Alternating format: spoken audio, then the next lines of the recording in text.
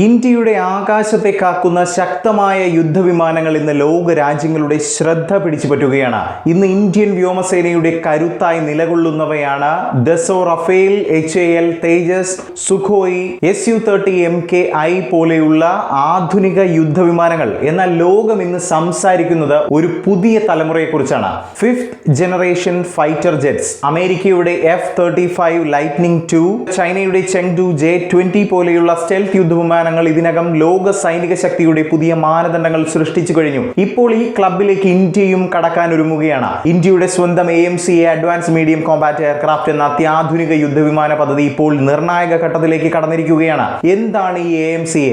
എന്തുകൊണ്ടാണ് ഇത് ഇന്ത്യയുടെ പ്രതിരോധ ചരിത്രത്തിലെ ഏറ്റവും വലിയ പദ്ധതി എന്ന് പറയുന്നത്? ഇന്നത്തെ വീഡിയോയിൽ നമുക്ക് ഇതാണ് പരിശോധിക്കാനുള്ളത്. വാർത്ത ഞാൻ വിശദമാക്കാം. പ്രിയ പ്രേക്ഷകർക്ക് പേജ് റോഡിലേക്ക് സ്വാഗതം. ഇന്ത്യയുടെ defence research and development organisation അതുപോലെ തന്നെ എയറോനോട്ടിക്കൽ ഡെവലപ്മെന്റ് ഏജൻസിയും ചേർന്നാണ് ഈ അത്യാധുനിക സ്റ്റെൽത്ത് യുദ്ധവിമാനം വികസിപ്പിച്ചിരിക്കുന്നത്. ഇതൊരു 5th ജനറേഷൻ ഫൈറ്റർ ജെറ്റ് ആയി രൂപകൽപ്പന ചെയ്തിരിക്കുന്നതാണ്. AMCA ജെറ്റിന്റെ പ്രധാനമായ സവിശേഷതകൾ വളരെ സിമ്പിൾ ആയി തന്നെ പറഞ്ഞു തരാം. നമ്മൾ എപ്പോഴും പറഞ്ഞു കേൾക്കാറുള്ള ഒരു വാക്കാണ് സ്റ്റെൽത്ത് ടെക്നോളജി. ശത്രുവിന്റെ റഡാറുകളിൽ പിടിക്കപ്പെടാതെ പറക്കാനുള്ള കഴിവ്, അതുപോലെ തന്നെ super cruise capability, after burner ഉപയോഗിക്കാതെ തന്നെ ശബ്ദ വേഗതയേക്കാൾ വേഗത്തിൽ ദീർഘദൂര യാത്ര ചെയ്യാൻ ഉള്ള കഴിവ്, അതുപോലെ തന്നെ അഡ്വാൻസ് സെൻസർ ഫ്യൂഷൻ, വിമാനത്തിന്റെ വിവിധ സെൻസറുകളിൽ നിന്ന് ലഭിക്കുന്ന വിവരങ്ങൾ ഒറ്റ സ്ക്രീനിൽ പൈലറ്റിന് ലഭ്യമാക്കുന്ന സജ്ജീകരണം. ഇതുവഴി പൈലറ്റിന് വേഗം തീരുമാനങ്ങൾ എടുക്കാൻ സാധിക്കും. സ്റ്റെൽത്ത് എന്ന് കേൾക്കുമ്പോൾ തന്നെ പലർക്കും അതൊരു അത്ഭുത സാങ്കേതിക വിദ്യ പോലെ തോന്നാം. പക്ഷേ യഥാർത്ഥത്തിൽ അത് അത്യന്തം സൂക്ഷ്മമായ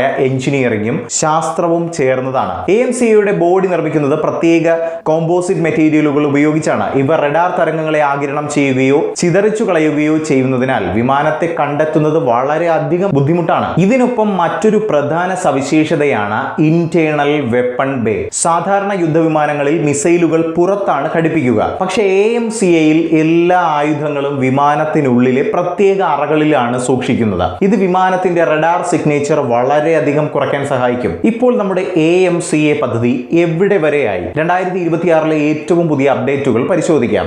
ഇന്ത്യ ഈ പദ്ധതിയെ ഇപ്പോൾ പ്രോട്ടോടൈപ്പ് നിർമ്മാണ ഘട്ടത്തിലേക്ക് കൊണ്ടുവന്നിരിക്കുകയാണ്. AMCAയുടെ ആദ്യ പരീക്ഷണ വിമാനത്തിന്റെ രൂപകൽപ്പനയും ടെസ്റ്റുകളും പുരോഗമിച്ചുകൊണ്ടിരിക്കുകയുമാണ്.